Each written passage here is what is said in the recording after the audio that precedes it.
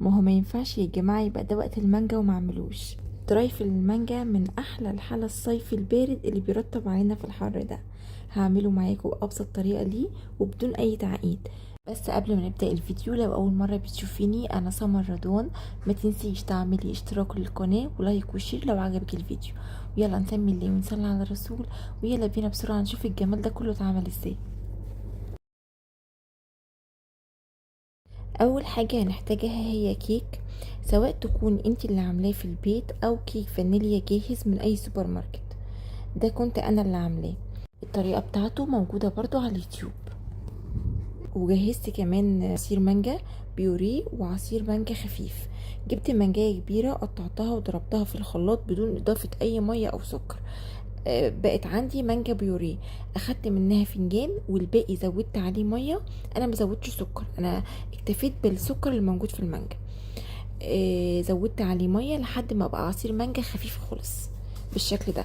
احتجت كمان مانجايه كبيره، قطعتها شرايح او ممكن تقطعها مكعبات زي ما انت عايزه. انا هنا كنت بقطع الكيك، شايفين هش وعامل ازاي؟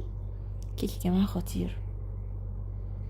هبدأ هنا في الخطوة التانية اجهز الكريم شانتيه. معايا كيس من كريم شانتيه، طبعا الكريم شانتيه اللي انا مستخدمه بسكر، فعشان كده ما اضفتش سكر. لو الكريم شانتيه بتاعك خام ممكن تزودي له معلقه من السكر البودر. وزودت عليه شويه من الميه المثلجه او اللبن المثلج على حسب اللي موجود عندك. انا استخدمت الميه المثلجه، نزلت بيها شويه كده بشويه. احتجت حوالي نص كوبايه صغيره، يعني انا ما احتجتش الكوبايه كلها. لحد ما تقل معايا بقى الشكل ده. دول شويه اتبقوا من الكوبايه انا ما احتجتهاش. هي الكوبايه كانت حوالي 3/4 بس، ما كانتش كوبايه كامله، فاتبقى منها شويه دول. وبعد كده بعد ما الكريم شانتيه اتضرب، زودت عليه الفنجان الصغير من المانجا البيوريه. وضربت المانجا مع الكريم شانتيه كويس، وبكده اكون جهزت موس المانجا. وبعد كده اصبح جاهز، سبته على جنب. جبت البايركس او الصينيه بتاعتي ونزلت فيه بشرايح الكيك. وبعد كده بدات اسقي الكيك بعصير المانجا. العصير طلع معايا تقيل سنه، كان المفروض يبقى اخف من كده كمان عشان الكيك يتشربه على طول، بس مش مشكله عادي. يعني انتي بتعمليه دي ملحوظه، خليه اخف من كده معاكي. وبعد كده نزلت عليه بطبقه من موس المانجا. حلو قوي كده. بصوا انا هقول لكم على حاجه. انا الكيك ده اصلا يعني كان عندي، فعشان كده قطعته شرايح وحطيته في البايركس. لكن انتي لو بتعملي كيك مخصوص عشان تعملي الوصفه، يعني اعملي الكيك في بايركس على بعضه او في صينيه مستطيله او في صينيه مربعه، اقصد ان هو على بعضه. بعد كده خرميه بعود خشب وسقيه على طول بالعصير المانجا المخفف، واشتغل على طول عليه طبقه واحده. وبعد كده قطعيه قطع. انا عملت الخطوه دي اللي هو الكيك شرايح لان اصلا الكيك كان موجود عندي.